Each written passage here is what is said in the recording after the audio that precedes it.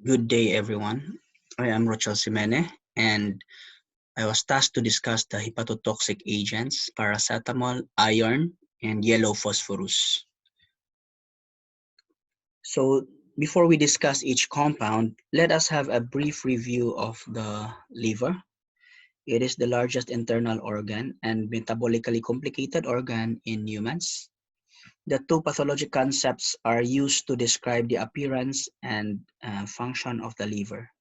A structural one represented by the hepatic lobule and the functional one represented by the acynus. For the basic structural unit of the liver, the hepatic lobule, it is a hexagon with a central hepatic vein at the center and the portal triads at the angles. So the portal triads, when we try to look at it, it has a portal vein, common bile duct, and a hepatic artery. The cords, the hepatocytes, are oriented radially around the central hepatic vein, forming sinusoids. The acynus is defined by three functional zones, 1, 2, and 3. So it is periportal, medzonal, and centrilobular. So the zone 1 lies near the portal triad. The zone 3 lies near the central hepatic vein, and zone 2 is the intermediate. So injury to hepatocytes that is confined to zone 3 is called centrilobular because in the structure of the lobule, zone 3 encircles the central vein, which is the center of the hepatic lobule. The zone 1 has higher concentration of glutathione, whereas the zone 3 has higher capacity of glucuronidation and sulfation. The zone 3 has higher CYP2E1, and which converts the xenobiotics, including nitrosamines, benzene, carbon tetrachloride, and other reactive intermediates that may cause centrilobular injury. So for the hepatotoxic agents, there are different pathology that can lead to cholestasis, steatosis, and chronic active hepatitis.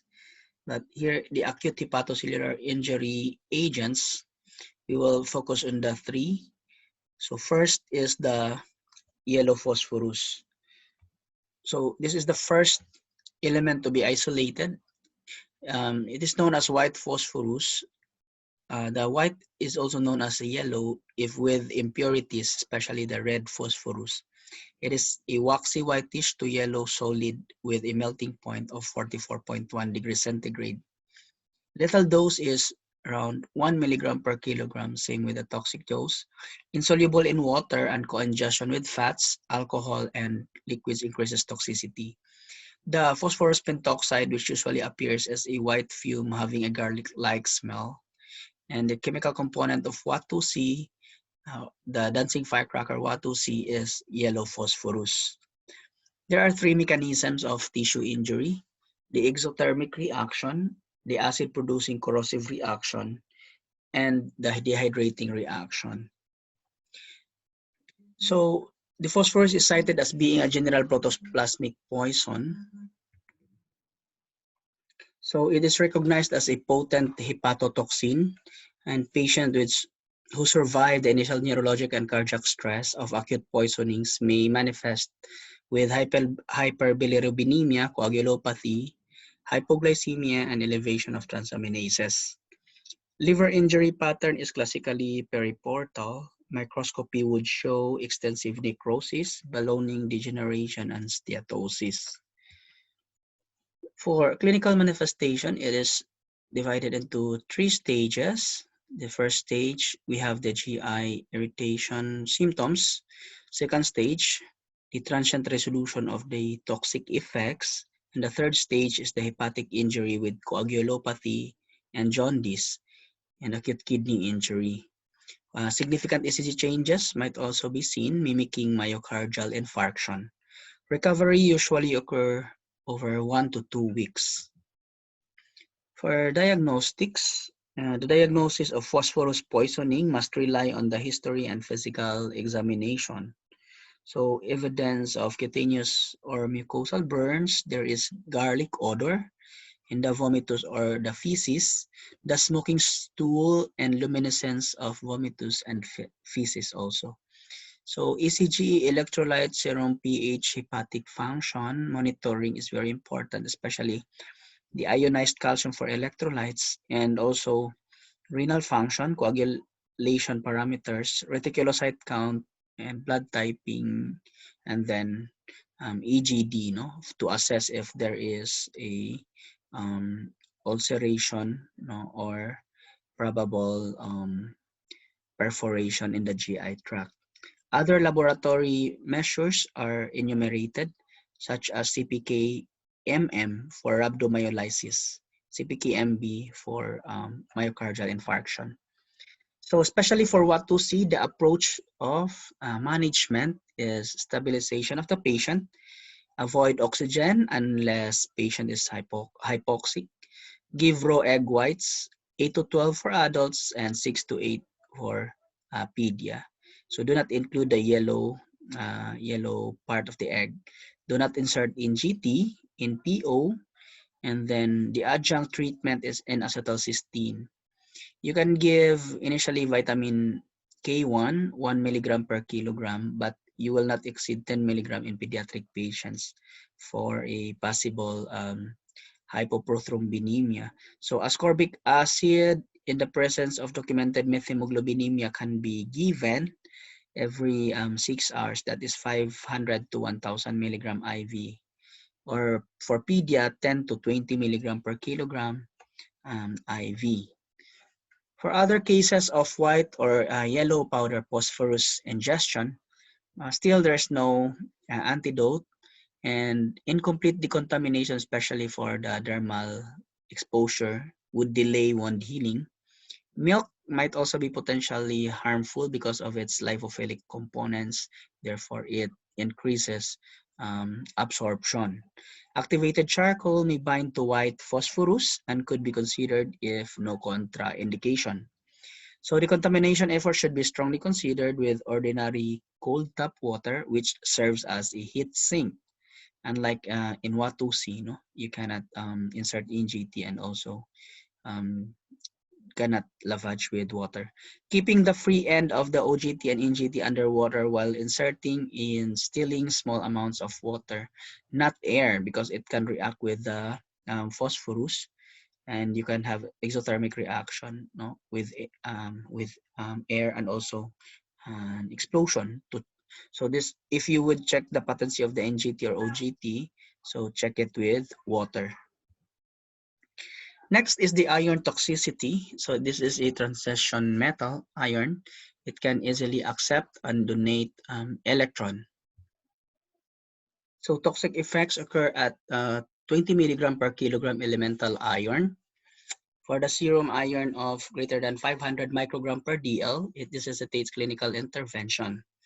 So the overdose, the peak concentration is at 2 to 6 hours, and it can disrupt the mitochondrial oxidative phosphorylation, leading to metabolic acidosis.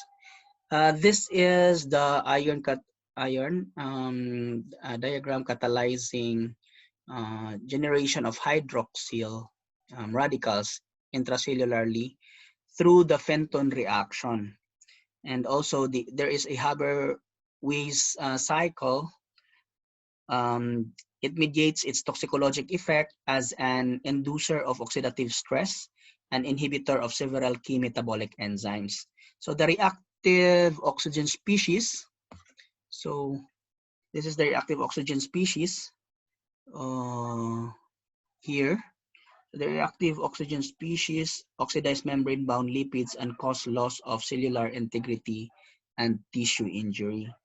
The subsequent buildup of unused hydrogen, so ions normally incorporated into the synthesis of adenosine triphosphate, so stuck breaking up of hydrogen will lead to metabolic acidosis.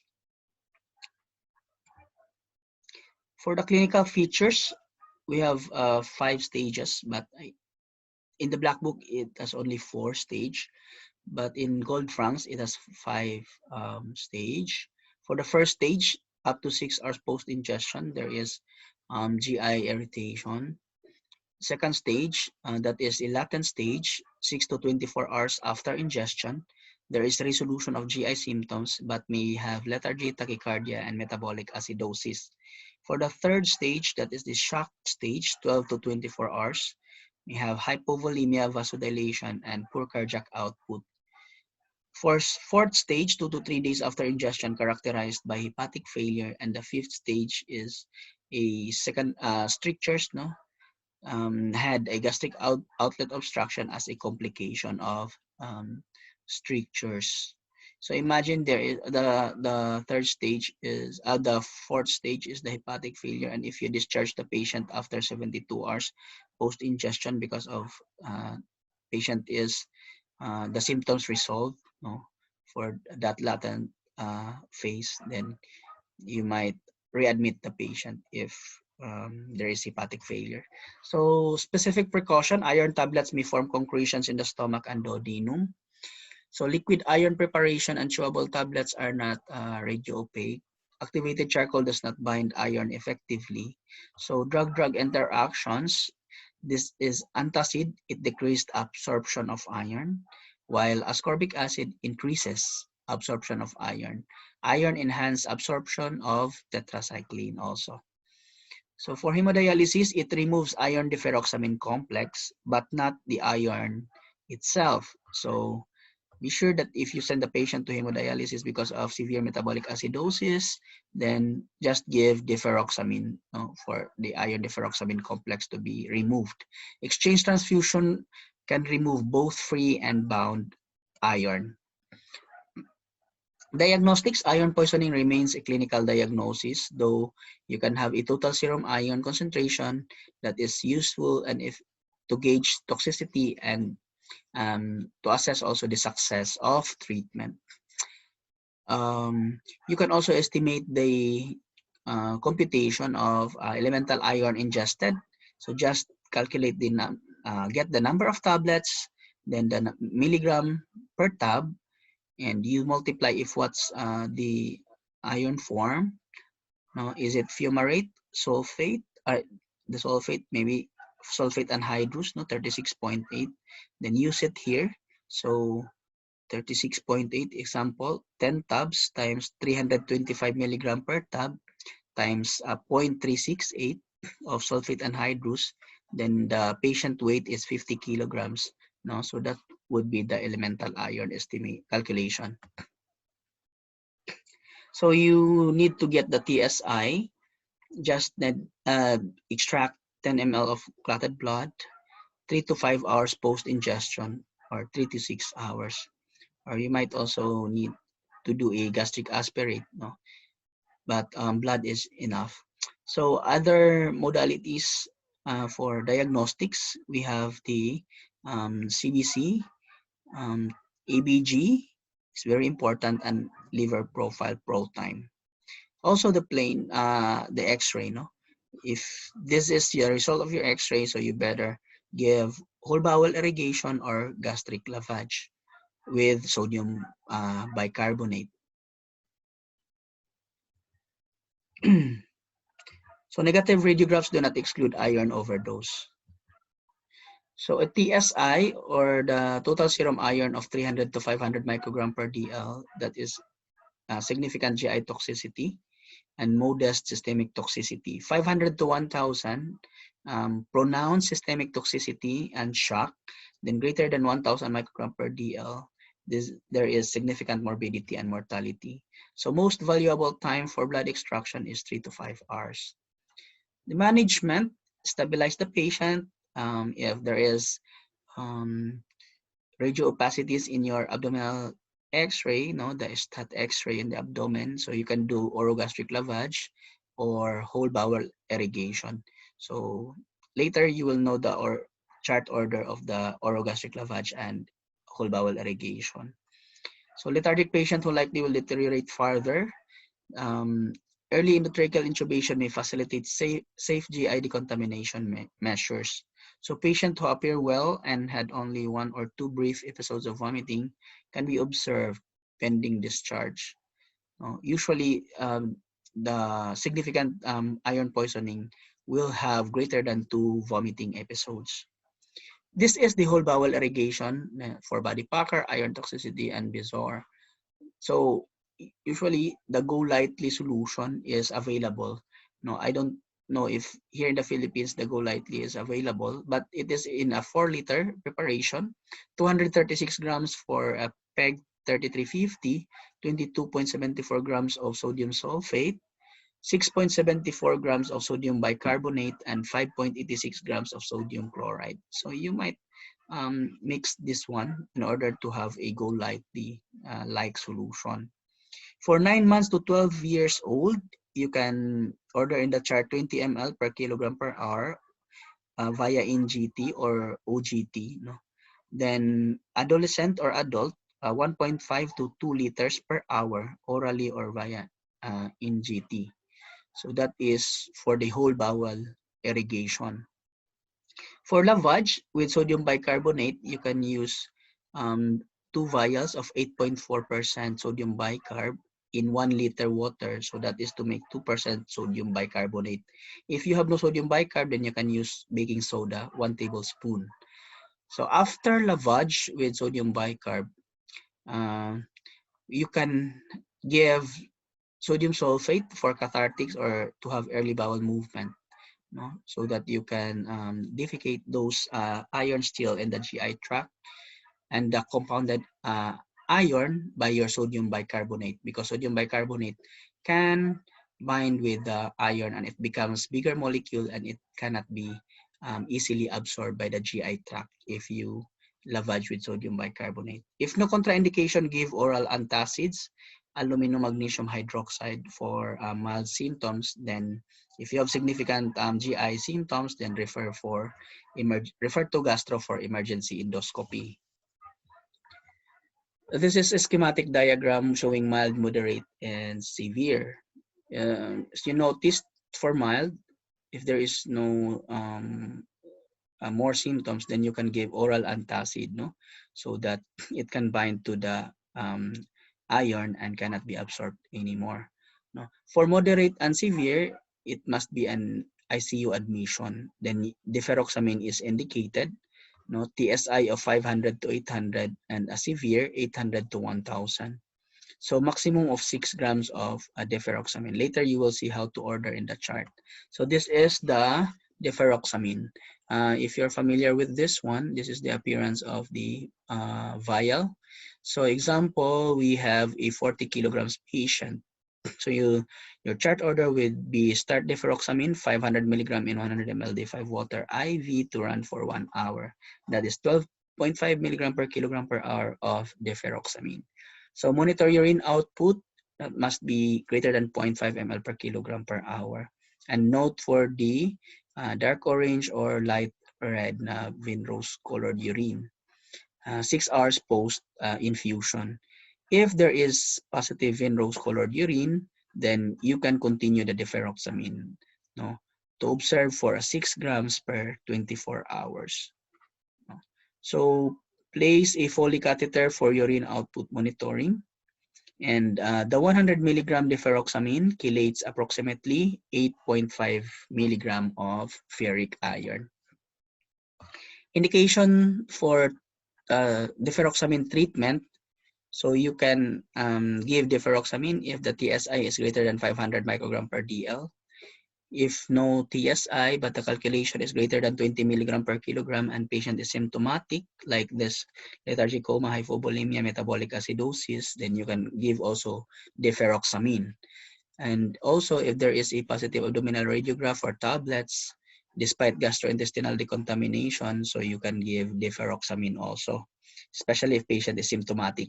And the peak serum iron concentration between 350 to 500 microgram per DL with symptoms, you can give also deferoxamine. For the termination of deferoxamine infusion, so TSI must be 150 microgram per DL below, no? Then 24 hours after return of normal urine color and absence of radio-opaque formulation, no, if initially present in your first X-ray. Resolution of clinical signs and symptoms of systemic iron poisoning must be observed before you terminate the deferoxamine infusion. Other problem like decreased pro time, you give vitamin K1 or phytonadione, adult 10 milligram, pedia 10 milligram, 1 milligram per kilogram, but do not exceed to 10 milligram. Hypovolemic shock, secondary to GI bleed, then you can do, if there is an NGT inserted, iced saline lavage to constrict the vessels in the GI tract. Then you can have IV fluids. If you cannot hydrate patient and elevate BP, then you need to give inotropes or vasotropes. Then blood transfusion, no, for blood loss. And you can give PPI and refer to gastroenterologist. For metabolic derangement, correct all the electrolyte imbalance, metabolic acidosis, and hypoglycemia, because this will also increase penetration of iron into your blood-brain barrier if you have a metabolic acidosis and hypoglycemia. So seizure, you can give benzodiazepine, diazepam, or lorazepam. And for renal failure, then you can give fluids to increase urine output, or just do exchange transfusion if there is no urine output at all. Next is the paracetamol and its overdose and the hepatotoxicity secondary to paracetamol. So N-acetyl-P-aminophenol is a name for paracetamol. That is a major metabolite of phenacetin and acetanilide. So the analgesic activity, it's only 10 microgram per ml, and antipyretic activity, it's 4 to 18 microgram per ml. You notice the paracetamol is the COX, it's a COX inhibitor that is centrally acting. No? It indirectly inhibit the COX cyclooxygenase, no? The PGH2 production. So as you can see here, there is the formation of this EM404, that is the arachidilamide. It is the agonist of the TRPV1, no, the transient receptor potential vanilloid type 1. And this will, and the EMT, also the anandamide membrane transporters. No, the AM4 will inhibit EMT, and then EM404 will inhibit the COX. Okay, so peak plasma time, 30 minutes for liquid formulation, 45 minutes for tablet, and 1 to 2 hours for extended release. Or entirely absorbed by 4 hours for the extended release. Oral bioavailability is 60 to 98%.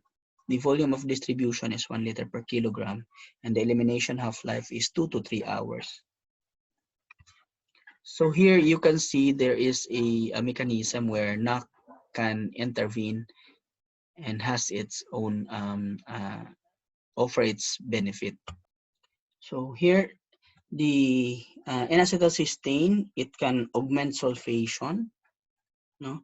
Then it can also be as a precursor of glutathione, and then it can also be a substitute of a glutathione. And number 4, it can improve multi-organ function during hepatic failure and possibly limits the extent of hepatocyte injury. So that is the 4 function of your N-acetylcysteine.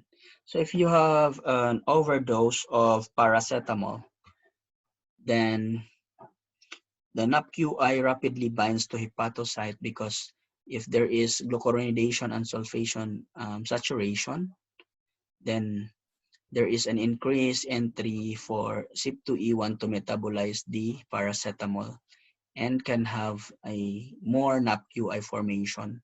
So if your glutathione is depleted, then the formation of NAPQI protein adducts will occur. Then there is oxidative stress, mitochondrial DNA damage, mitochondrial dysfunction, and cell death. So this cascade can be ameliorated with, this whole thing can be ameliorated with N-acetylcysteine. So NAC reverse NAC-QI oxidation, intravenous NAC diminish the need for vasopressors, and NAC increases oxygen delivery and utilization, and it enhances mitochondrial ATP production.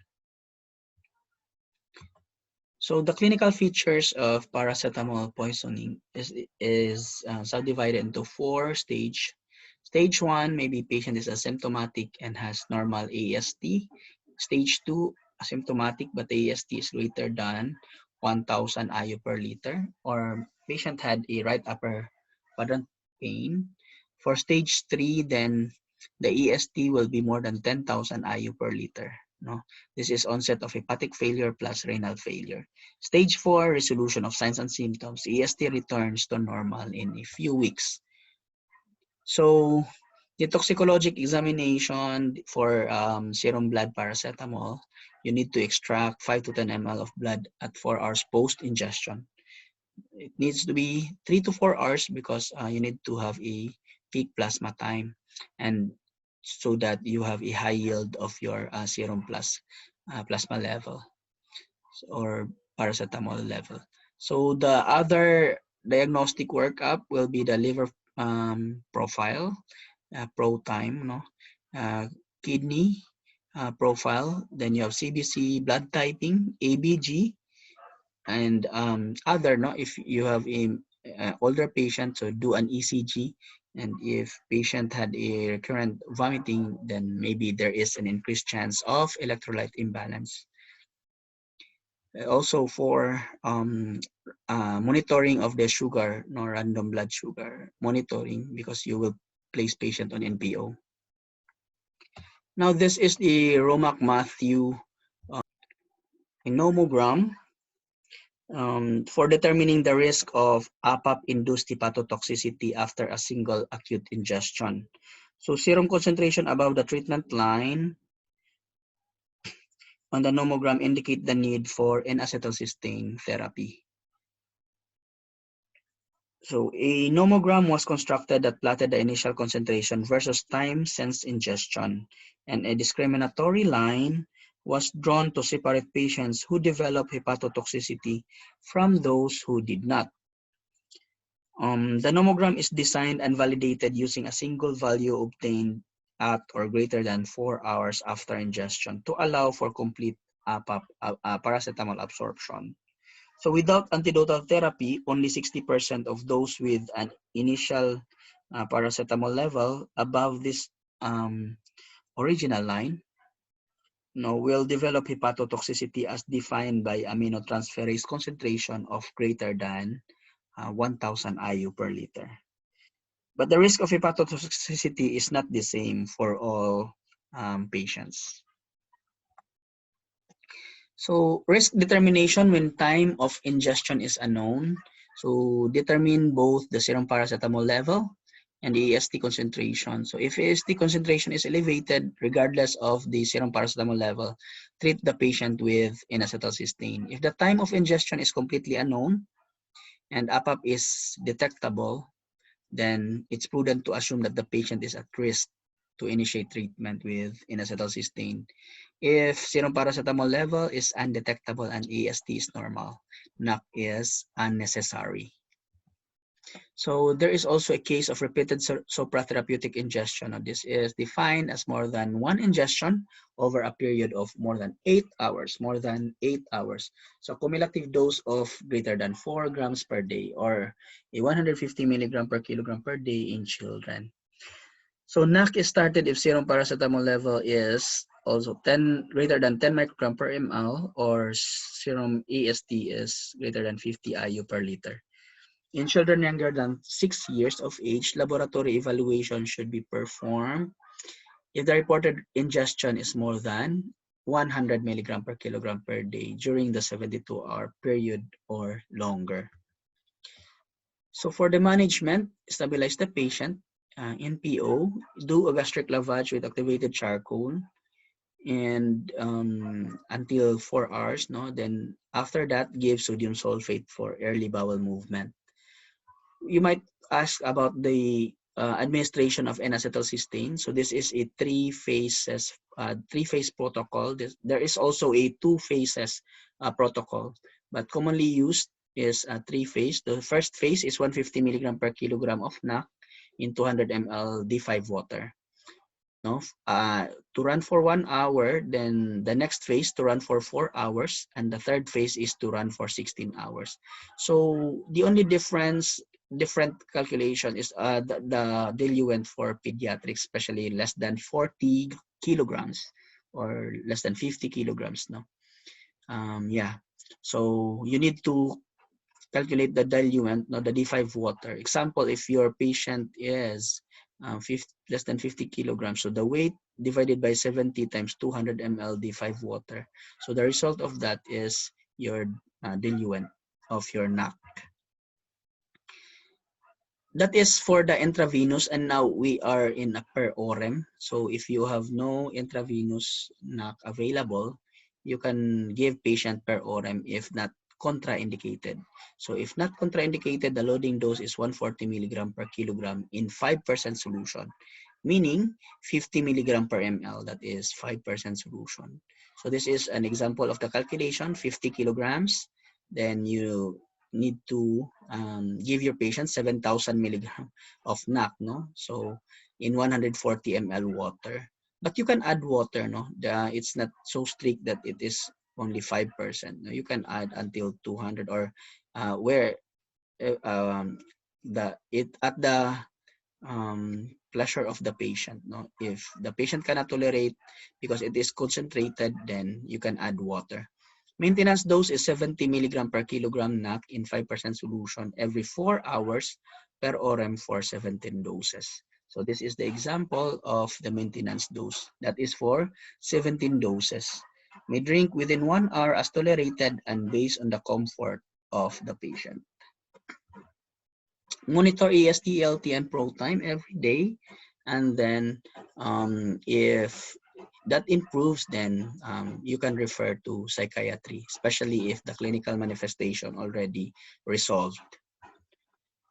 So for acute renal failure, you can send patient to hemodialysis, or if fluid, if administration of fluid, no, will not increase your urine output. There is also a bleeding tendencies because of increased pro time, no, or the activity of the pro time is decreased into less than 60%, so you can give vitamin K1. For hepatic insufficiency, then refer to gastro, no? And they can evaluate for a possible liver transplant. And give also vitamin B complex and phytonadione. For metabolic disturbances, just correct for the electrolyte imbalance, hypokalemia, no? And hypocalcemia, or correct the metabolic acidosis and hypoglycemia. So N-acetylcysteine is US FDA pregnancy category B, can be given to pregnant patients. When used in pregnant women, it crosses the placenta level, and the levels achieved in fetus are similar to maternal levels. So intravenous NAC is generally recommended in cases of APAP toxicity in pregnant women, APAP-induced hepatic failure, and intractable vomiting. So only intravenous NAC and no PO. Consider liver transplantation for patients who develop liver failure with hepatic NSF. So that is according to the King's College criteria for predicting need for hepatic transplant. So I think this is, my lecture already stopped here. And this is the end. And these are my references. So thank you. Still, this is only third edition, not fourth edition. So still, I'm using the 10th edition of Gold Franks.